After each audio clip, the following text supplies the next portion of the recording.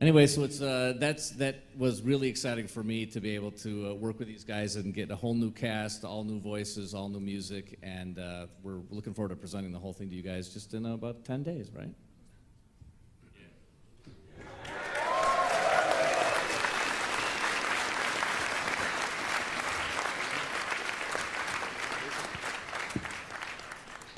So there's one more video in the story section. Lee, do you want to set it up?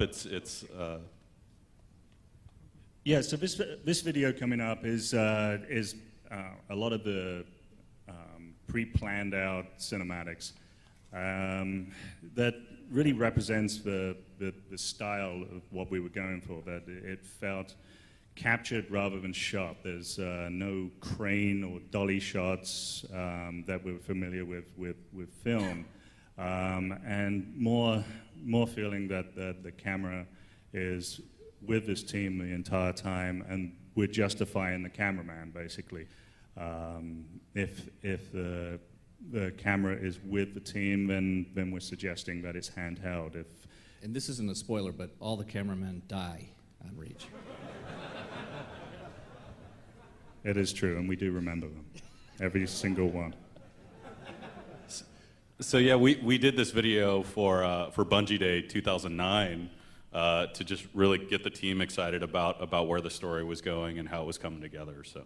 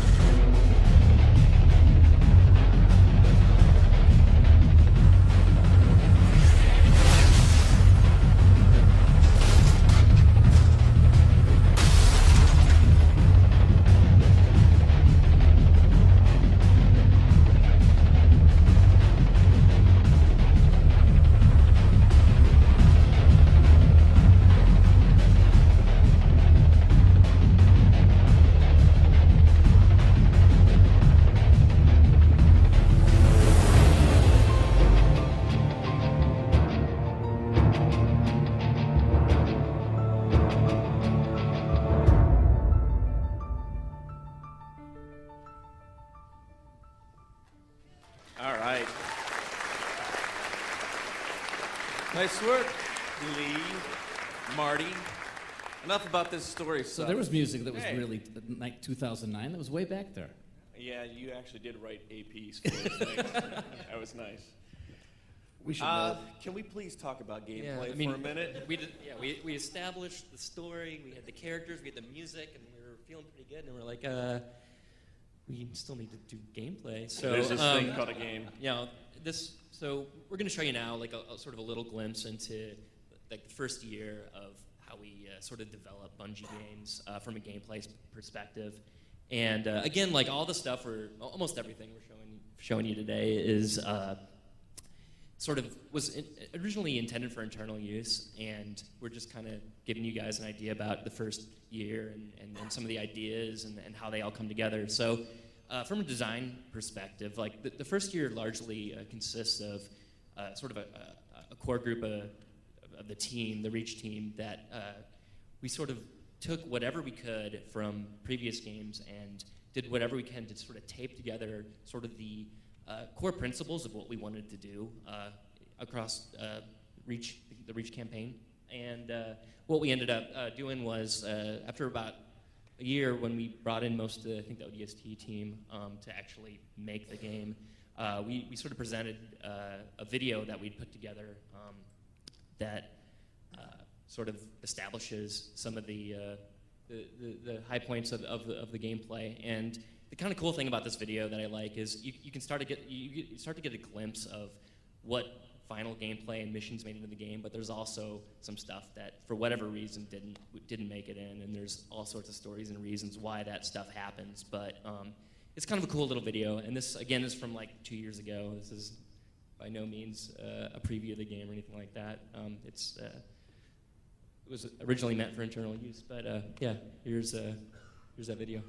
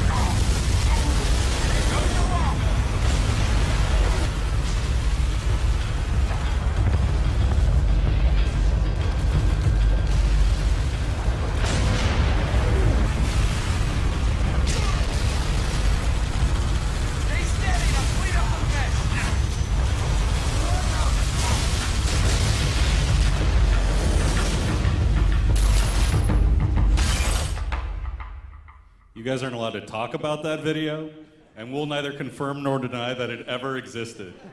You know, it is always kind of, I know, a little bit sad to see things that look awesome that you won't be able to play in Reach, but rest assured, guys have been making Halo for a long time, and only the best stuff does make the cut. But you may not know this, Marcus has been trying to get a boat into Halo for about 10 years now, and right? I mean, even very early on, you had a dinghy concept. We spent 6 man-months on that thing, trying to get that thing up and running. But yeah, we actually, in the very early stages, back in '98, when we were building the first Halo game, we were building it off of the Myth engine back then, and we actually had islands laid out that were the basic founding blocks of some of the terrain that you would explore on Halo itself. And we could actually ride boats from one of those islands from island to island, and it actually took us about 2.5 hours to drive up, some of our maps we made. But that was, proved not to be too fun, so we cut it. So I think You guys want to talk about games? Anything else from the gameplay prototype side, real quick? Because I know one of the other big gameplay additions, obviously, to Reach is on the sandbox side is armor abilities, and that obviously went through similar process of iteration and trial and error. Anything fun there to talk about, Sage? Sure. I mean, definitely while all this was going on, you know, I had come onto the team. I guess you guys had been going about 6 months, maybe 9 months when I came on. And so there are a lot of ideas that they'd already established that we needed to explore. Space combat. We did spend some time on a boat, but the water hog, as it was. Is what you're saying, like, none of the bad ideas were mine? No, not at all. All the bad ideas were established when I got there.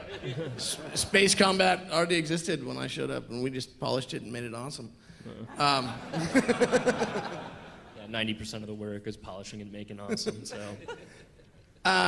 No, but I think one of the things that was missing initially was the sort of the hook from a gameplay standpoint, right? And the previous games, you know, they'd done dual wielding for 2 and then equipment for 3, and you know, we had some concepts for how we could alter equipment and make it a little bit more consistent and move it into you know, a utility that you could use or rely on in standard gameplay. But at the same time, we wanted to keep that relatively simple, so that you only had to worry about one more thing in the, you know, it used to be the tripod, now we call it the golden box. So, you know, we started prototyping that pretty early on. And that was actually harder than I thought it would be to sell to some of the team. I remember Joe, still pretty late in the project, finally coming to me and say, I can't believe the equipment is this fun. But no, I mean, I think that's obviously the major addition. You know, there's a lot of refinements and a lot of improvements, and you know, we remade a lot of the vehicles, but most of that is hopefully you won't notice. It will just be the same awesome hog that you've been driving for 3 games. And we did a lot of exploration with, like I was saying earlier, when we'd never done true human scale environments, and trying to fit the standard Halo gameplay into that. And obviously we backed off from that a little bit after the beta. But I think we've come to a really good, solid position. The game is really, really fun. And, you know, it's that classic sequel problem where, you know, we want to give you more of what you love, but we can't just stamp out the same thing over again. So we have to find that balance, and I think we hit that very well.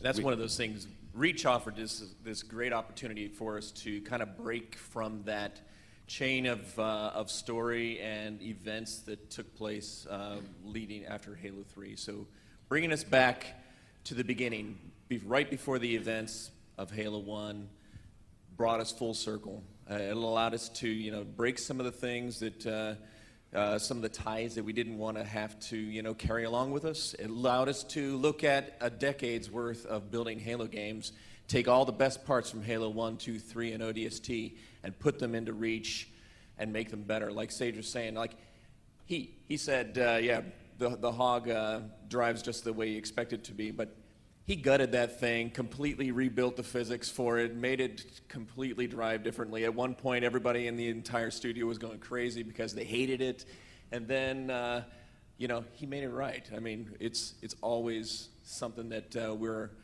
so critical of the games we're making. Everybody in the studio is very passionate about making video games, about making Halo, and we're always critiquing the work, always striving to make it better.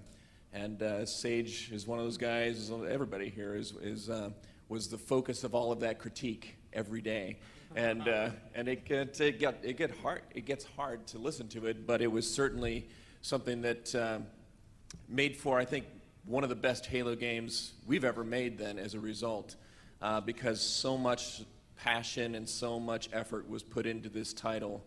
And a lot of late nights, a lot of crunching, a lot of really bad dinners, and and whatever, but it turned out to be an awesome game.